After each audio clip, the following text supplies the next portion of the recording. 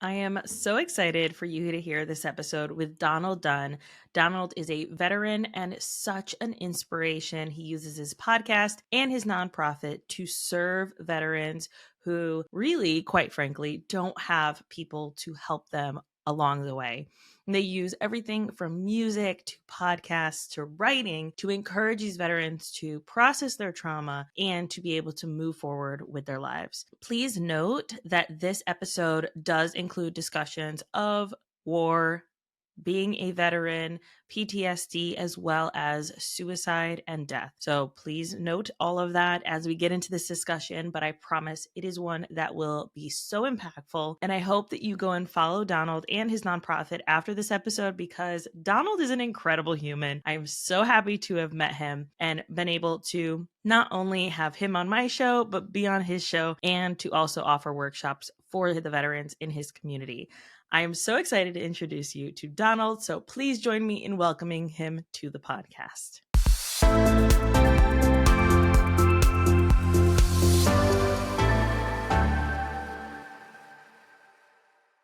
Hello, Donald. Thank you so much for being here. I am so honored and excited to chat with you today. So if you could start by telling everyone who you are, what you do, and about your podcast. I appreciate you having me on. Like you said, my name's Donald Dunn. I'm the CEO for Heroes Voice Media Foundation. I also have a podcast called Spirits and Stories with Donald Dunn. It's mostly veteran related, as the nonprofit is. We start out by just stories that veterans are interested in. So a lot of weird stuff, paranormal type stuff, different types of therapies. I'm having a guy come on talking about walking on coals. So, I mean, literally when I say from one end of the spectrum to the other, we have a little bit for everybody. Yeah, tell me a little bit about how you got into your mission as well as into using podcasting as a medium to reach this audience. Yeah, so the podcast started a couple years ago. Me and my old first sergeant started it because we've had several of our old soldiers commit suicide, and we just wanted a platform to kind of bring everybody back in and do some talking and having a good time and bring that camaraderie back. So we focused mostly on the soldiers that we served with. And we did a lot of Facebook Lives and stuff like that. And as the seasons went on, we started bringing on 501Cs, different veterans that we didn't know started reaching out to us, and our guest list just grew quickly. The stories got a little bit more deeper and darker. And about the end of it, I was starting to talk about things that I had never talked about, even with my family. And so I realized it was becoming more therapeutical for me because it got me talking. For my buddy, he was going through a hard time and it wasn't making it any easier. So he dropped off after season 1. And that's when the nonprofit kicked in. We started up season 2. It was just me. I started bringing in guests after guest, and musicians that were all veterans were coming on, and I started a radio station. And from there, it grew. We're up to 3 projects, 4 channels on the radio station, a Roku channel. We are out there.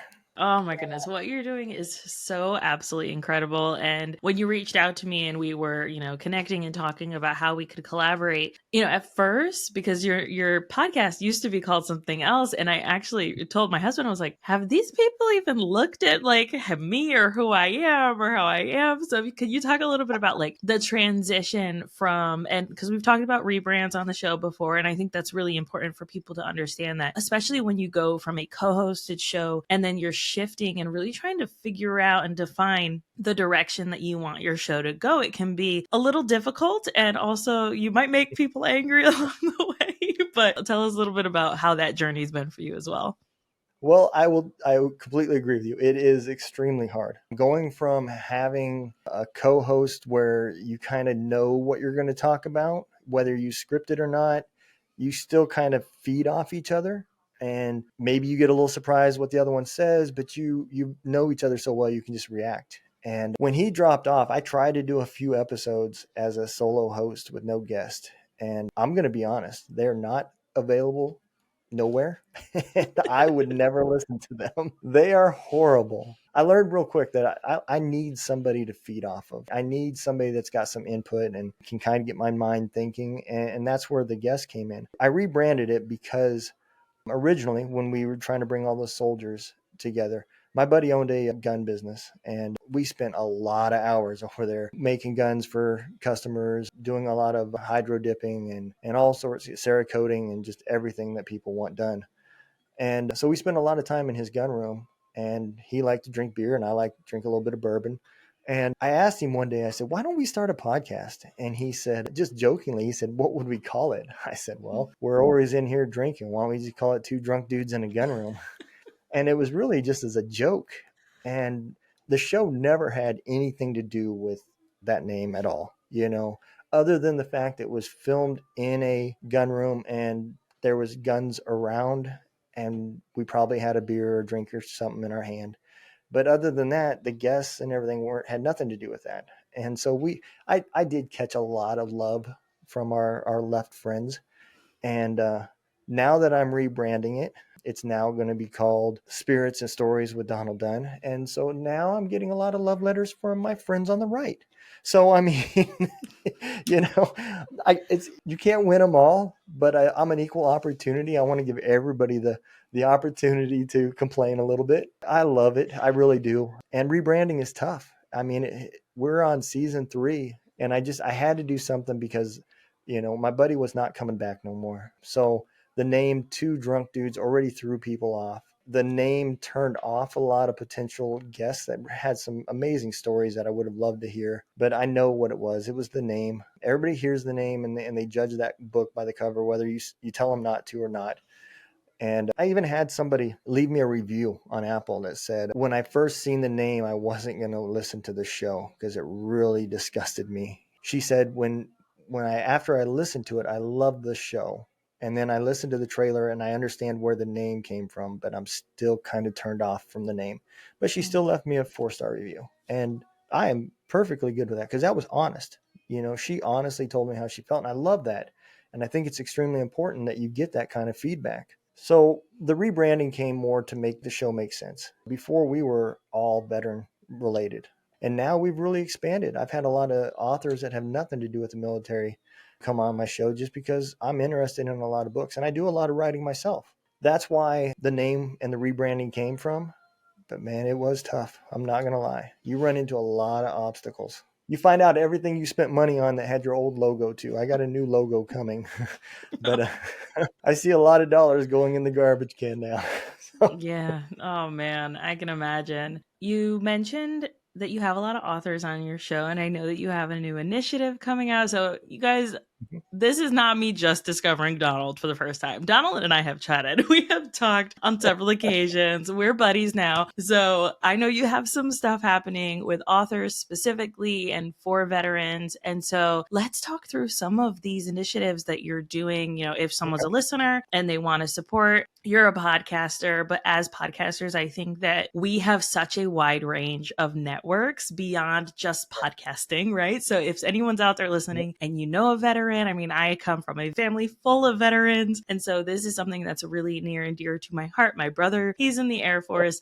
And so, this is something that obviously is really important. And approaching podcasting from a therapeutic sense, if you guys know my story, I have my podcast with my sister for quite some time where we talked about growing up in a cult and really working through and processing the grief of losing our mom to an overdose due to not getting the help that she needed within that cult. So all of that stuff is obviously really important to me. And so I love what you're doing. So let's talk through some of these initiatives, starting with your first one and then moving into Okay. kind of what you've got going in the future. So the first project, like I said, was the radio station. When I started having guests on, everybody that has a podcast knows how tough it is to get your stats going, get people watching, and so forth. And the algorithms are just brutal, especially if you don't understand them or know how they're going. But for me, I had a full-time job, so I didn't care about that part of it. But when I started having these musicians come on, man, these guys were trying to pay their rent, their bills, put food on the table, take care of their family from music. Mind you, after doing 15, 20 years in the military. So I seen how important the stats were for them. And I also seen how much the odds was stacked against them competing against 18, 19-year-old people that have been in the music industry already for probably 4 or 5 years. And so I decided just out of the blue, I said, why don't I just start a radio station and just have the veterans give me their music and I'll play their music. And so I did, and I learned it does not work that way, and it's really tough. But with the help of Operation Encore and some artists and everything, I learned the legal way to do it. And we became licensed with BMI and ASCAP. And the radio station was born. It was called Gunroom Radio. And we started with one channel. And since then, we have grown to a country channel that's called Simplify Country. We've got a rock channel called Ranger Rockwave. And then we've got our mixed genre that's called Vet Mix.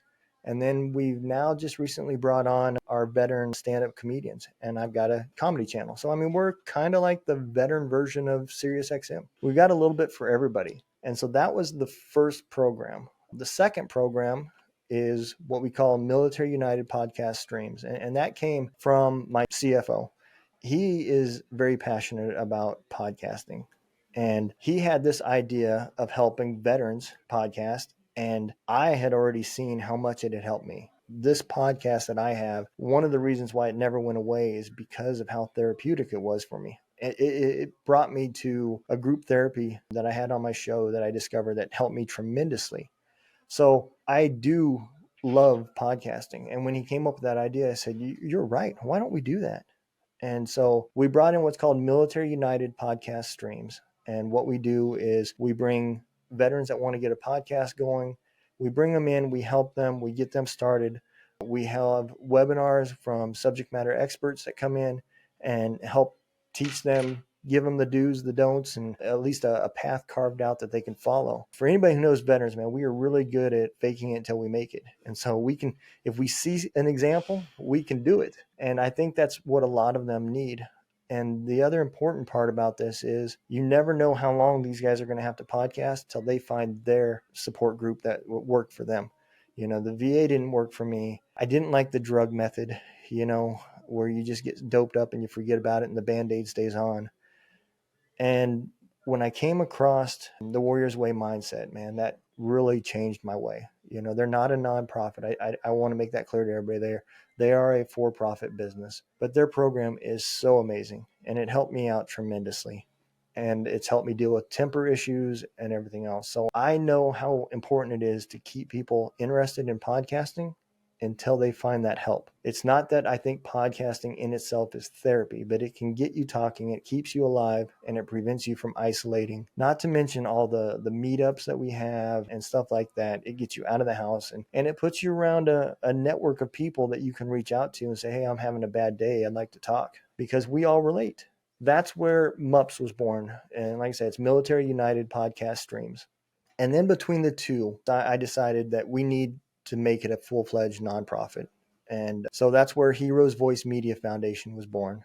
And at the same time, I seen all these artists that were making these high-end music videos like the old MTV. I mean, I see this and you know, these budgets are $7,000-8,000 to have a director come down there and film them for a week or two making this video, and then they just give it away on YouTube just to try to get their music seen, because they want people to hear it and they don't want you to like it because they're veterans. They want you to be able to relate to it. So we decided, with the podcasters that we have and all these people doing music videos, we can add another part to that. And we created the Roku channel. It's got several of our podcasters that more experienced, been podcasting for a while on there. And then we've also got what we call MMTV, Military Music Television. And it's nothing but music videos. And then I brought the comedians in, and there's a comedy channel for everybody that's, you know, recorded some of their shows or got some YouTube stuff put up there. And we added that on there too. And it's all free because it's about getting people out there to see and relate to it. And there's nothing better than one of these veterans to either get a gig from somebody that says, hey,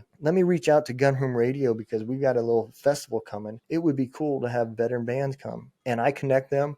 And that's what it's about. That puts some more food on their table and gives them another day closer to their goal. The last project just released a couple weeks ago.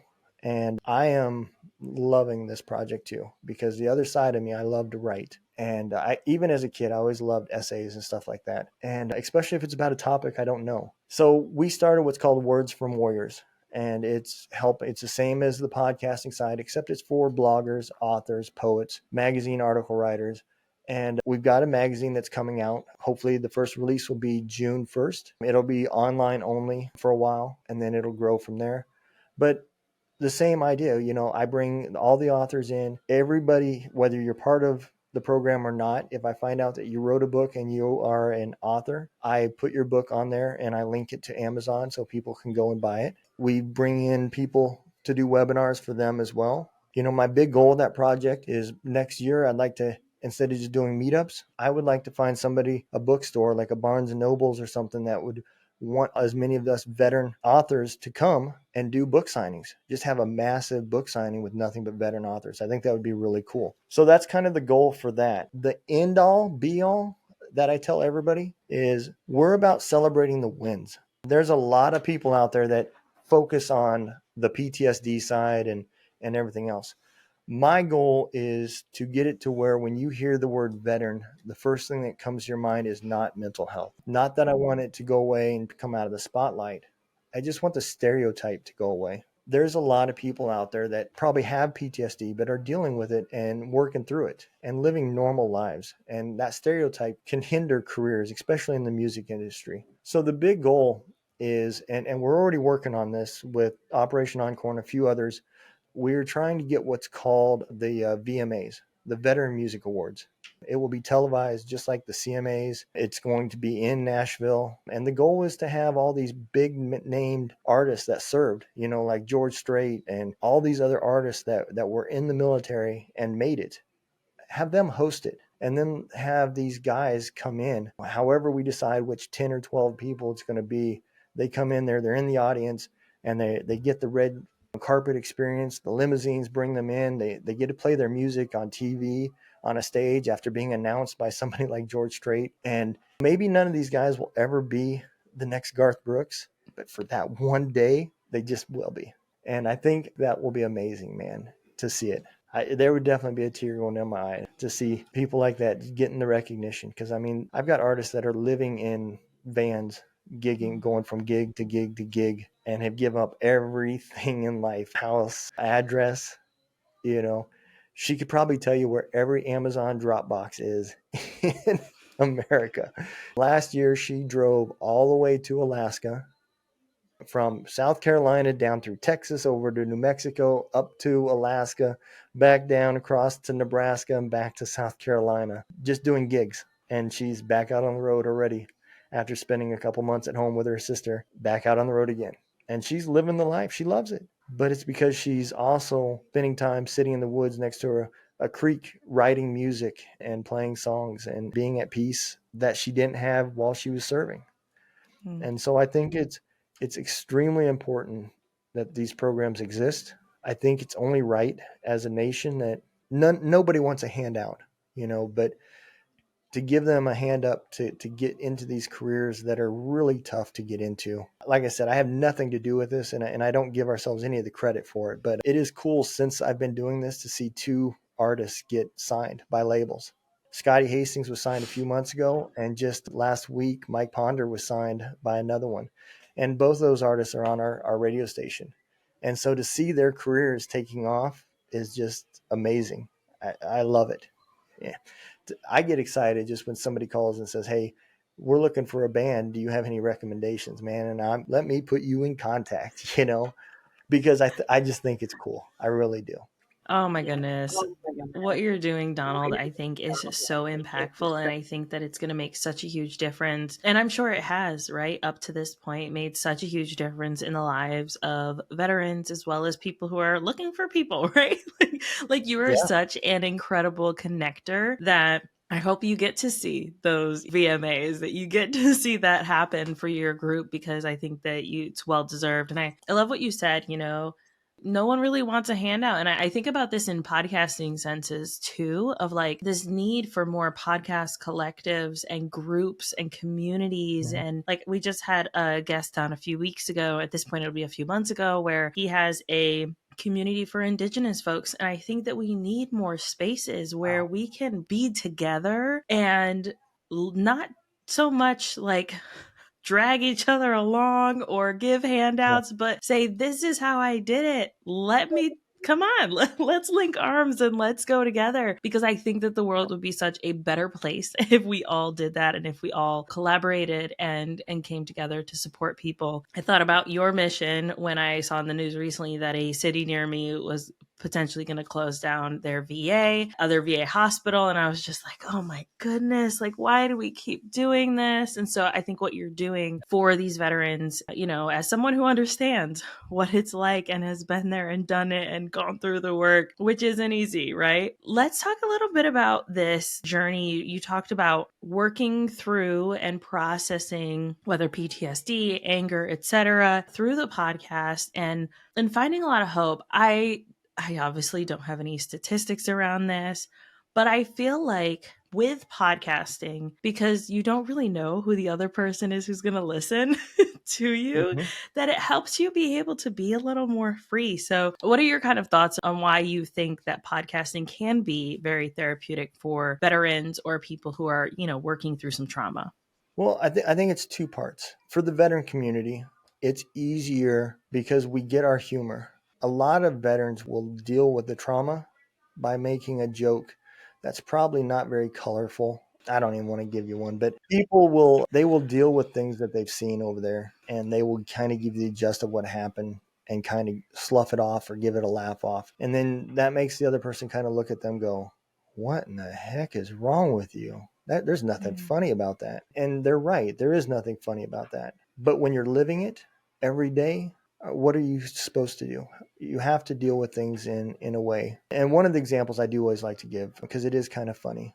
Everybody that has TikTok has seen that short little video where it's E4. They're kind of hunkered down in a bunker, and there's somebody that's like he's from the media or something, and he says, "What's going on?" And the E4 says, "Well, right now we're taking fire from Blind Freddy or something like that." And he says, "Who's that?" And he said, "Well, we believe he's about a 60 to 70-year-old Afghan male. He's blind." And he says, "Well, how do you know that he's blind?" He said, "Well, he hasn't hit nothing yet, but he's getting damn close." you know, and so it That or is he's a kind of funny. stormtrooper. Yeah, that or he's a stormtrooper. And I didn't do it justice, but that is the veteran humor. And so I think for us, when you're talking and you have a guest on that has that same humor that you can kind of feed off, when it first started happening for me, things were coming out. Now, granted, there was also probably a little bit of alcohol involved as well, too, but things would start bleeding out because I was no longer on that guard. I can't tell you these things because I don't want you to have to live with these images that I live with. And that's why I never told my family. I've never told my kids.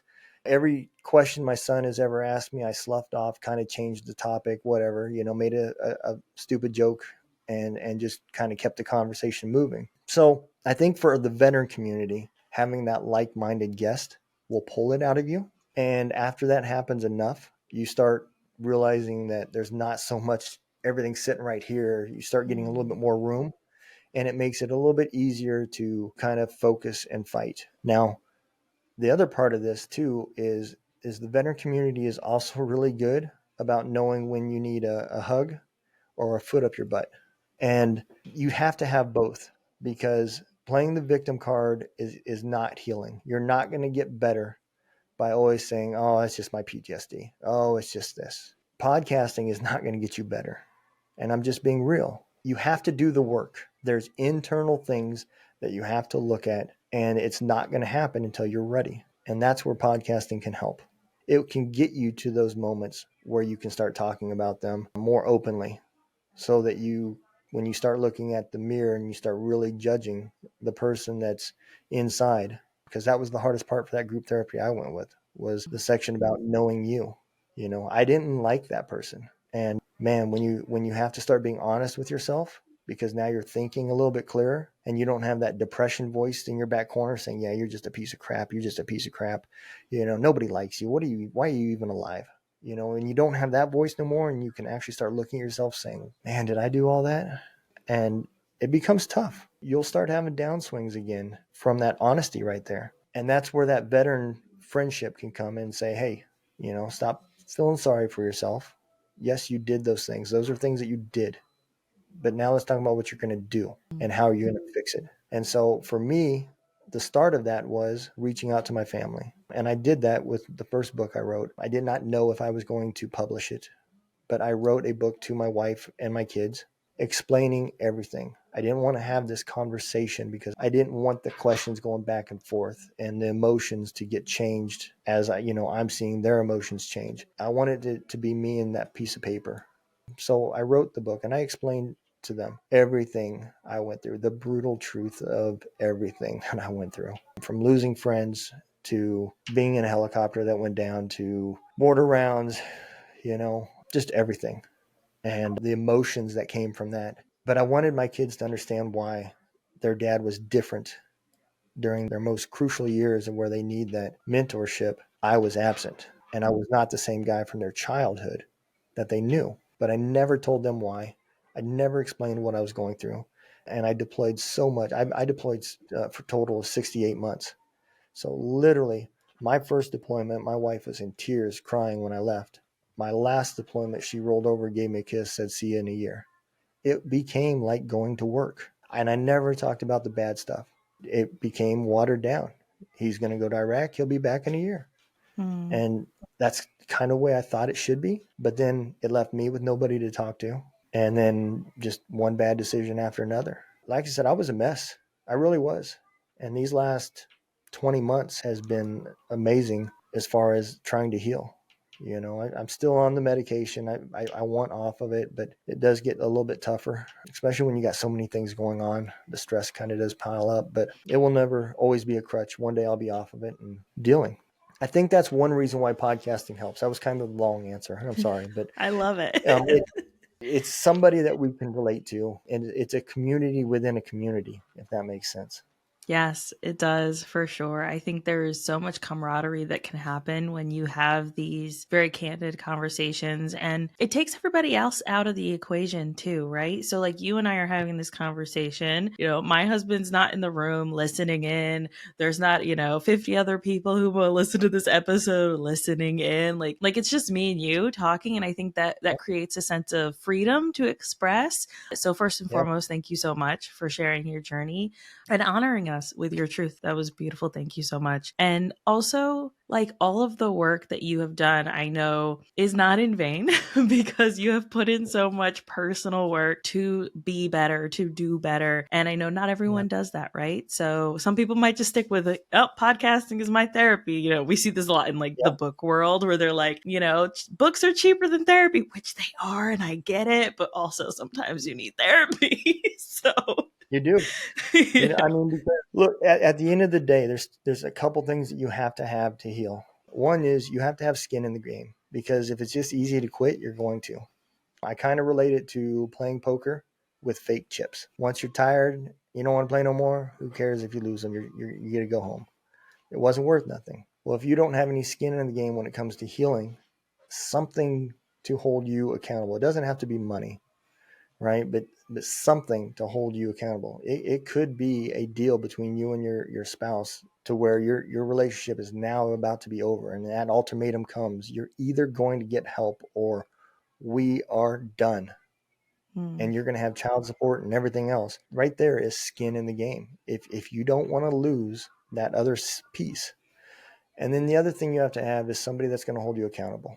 Somebody that's strong enough to not allow you to play that victim card. Put their hand on your shoulder and say, suck it up, buttercup. We're going to go through some tough times, and this is not going to be an easy journey, but it will be better when we're on the other side of it. So just know I'm here with you, but I'm not going to enable you and cuddle you. You're going to put in the work. And I think that's what the Warrior's Way did for me. Yeah, and I think And I, that's and the I also key think, too, is like that yeah, having someone with you, like they're not just some external person saying, get over yourself. They're like, let's lock arms. I got you. If I got to drag you, we're going to go. yep. That kind of support, I think, really makes a difference. And I think that's another reason why the VA doesn't work, because you only have that accountability for an hour. For like at the Warriors Way mindset, I seen people that was like, okay, so your problem is you won't go to the gym, but you need to go to the gym. I am going to call you every morning at 5 a.m. And then in an hour, you're going to give me a call back and take a picture of you at the gym. And we're going to talk about this every single week. And you're doing it in front of a bunch of other people. So now you're being put on the spot. Do I want this image of being that guy that will not do what I say I'm going to do? And I have the people there on the other side that are going to help me hold myself accountable to that. And I think that's why the VA doesn't work, because they don't have the time to put in that kind of hands on work. And so I've always said this, and I firmly believe it. The success of taking care of veterans is going to be from your small mom and pop 501cs, the boots on the ground, people that are actually talking and interacting with the veterans that came from the same backgrounds, that don't have the money to advertise and everything else. And they sink their personal money as well as donations into their projects, and they jump in full of heart. That's what will be successful, is because there's a lot of them. It kind of goes back to what we were saying about the podcasting. Podcasting may be the healing, the therapy part of it as far as getting you there. But I'm going to tell you, something always comes from it afterwards. And that's that sense of, I am now ready to serve again, and let me figure out where I fit in this big puzzle. What skills do I have to offer? How can I help the next person? And you're going to find out that that in itself is also therapy. Oh, this is so good. This is so incredible. Donald, thank you so much. One, for your service, and two, for your extended service, right? Supporting these veterans on top of your job, on top of all of these things, really doing so much to be of service. It is absolutely incredible. Where can people find you, give their support to you, hang out with you, get to know you? Because I think you're incredible. So people should just go hang out with Donald. He's great. So the best way is you can go to heroesvoicemediafoundation.org. We have our link tree there, and those links will take you everywhere. If you can't remember that, the radio station would be the next best place. It's gunroomradio.com, and all of our web pages are intertwined. So you will find links to everything from each page. So, or you can go to any of our Facebook pages, Military United Podcast Streams, mine, my Donald Dunn, Heroes Voice Media Foundation, any of those on Facebook, and you can get in contact with me. Donald Dunn at gunroomradio.com. If you want to email me, you can find me that way too. And yeah, those are probably the best ways, is through our website and emails and social media. And we'll make sure that we have links for all of that in the show notes. If you guys are driving or on the way somewhere, we've got you. We'll make sure we have those links, like I said, in the show notes, but also on the blog, on the website, so that we can have those pretty backlinks for both of our benefit. Donald, thank you so much. This has been so incredible. Thank you so much for sharing your story. Thank you for having me. I appreciate it.